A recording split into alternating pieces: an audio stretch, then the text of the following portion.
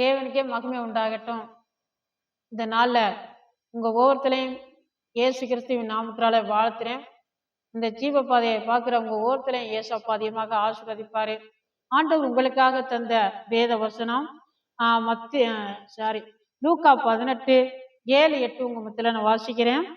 அந்தபடியே தேவன் தன்மை நோக்கி இரவும் பகலும் கூப்பிடுகிறவர்களாகிய தன்மா தெரிந்து கொள்ளப்பட்டவர்களையும் விஷயத்தில நீடிய பொறுமை உள்ளவராய் இருந்து அவர்களுக்கு நியாயம் செய்யாமல் இருப்பாரோ, சீக்கிரத்திலே அவர்களுக்கு நியாயம் செய்வார் என்று உங்களுக்கு சொல்லுகிறேன். ஆயினும் மனுஷகுமாரன் வரும்பொழுது பூமியிலே விசுவாசத்தை காண்பாரோ. இதுல என்ன பார்க்கணும்னா, ஆண்டவரை நோக்கி ராவும் பகலும் கூப்பிடுகிற ஒவ்வொருத்தருக்கும் ஆண்டவர் சீக்கிரத்துல நியாயம் செய்வார்ங்கிறதே ஆண்டவரே இந்த பூமியில இருக்கும் பொழுது சொன்ன வார்த்தையை நம்ம சிந்திக்கிறோம். இதை கேட்கிற அருமையான சகோதரன் சகோதரியில நீங்க ஏதோ ஒரு விஷயத்துக்காக நீங்க ஆண்டவரை நோக்கி ராகும் பகலும் உபவாசத்துல இருந்து நீங்க நோக்கி கூப்பிட்டு கொண்டிருக்கலாம்.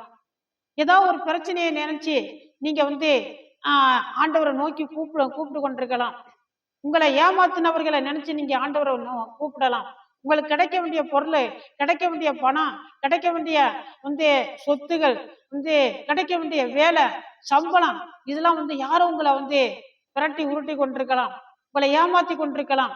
ஆனா நீங்க இந்த விஷயத்துக்காக ஆண்டவரை நோக்கி பார்த்து ஆண்டவரே ஆண்டவர் நீங்க கூப்பிடுற அந்த கூப்பிடுதல ஆண்டவர் மறக்க மாட்டார். சீக்கிரத்துல ஆண்டவர் உங்களுக்கு நியாயம் செய்வார்.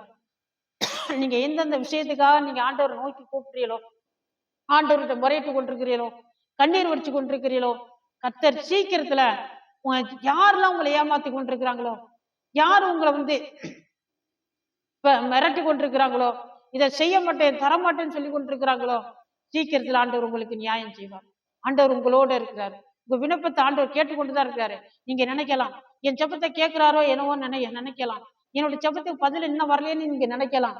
இன்னும் இவ்வளவு தூரம் நான் அழுது ஜெபிக்கிறேனே, ஒன்றுமே காணுமேன்னு சொல்லலாம் நீங்க நினைக்கலாம். யாருமே எனக்கு உதவி செய்ய யாருமே இல்லைன்னு நினைக்கலாம். இந்த பூமியில என்னை யாருமே கவனிக்க கூட ஆள் இல்லைன்னு நீங்க நினைக்கலாம். ஆனா ஆண்டவரை நீங்க நோக்கி கூப்பிடுறதுனால, ஆண்டவர் சமூகத்துல நீங்க இருக்கிறதுனால, ஆண்டவர் இந்த நியாயத்தை நீங்க கொண்டு போறதுனால ஆண்டவர் உங்களை கைவிட மாட்டாரு. கண்டிப்பா உங்களுக்கு பதில் செய்ய போறாரு. சீக்கிரத்துல உங்களை ஆசீர்வதிக்க போறாரு.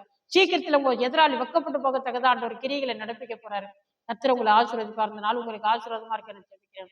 பரிசுத்தம் நல்ல பிதாவே தோத்திரம் நன்றி ஏசப்பா. ஆண்டவரே தோத்திரம் இந்த ஜெபத்தை ஆண்டவரை கேட்ட பிள்ளைகளை ஒவ்வொருத்தருக்கும் ஆண்டவரை நீங்க உதவி செய்ய. யார் யார் எந்தெந்த விஷயத்துக்காக ஆண்டவர் அப்பாவை நோக்கி ஆண்டவரை கூப்பிட்டு கொண்டிருக்கிறார்களோ, ஆண்டவரே தோத்திரம் ராகு மகளுக்கா ஆண்டவரே அந்த விஷயங்களை நினைச்சு ஆண்டவர் பாதத்துல கண்ணீர் வடிச்சு கொண்டிருக்கிறார்களோ ஏசாப்பா,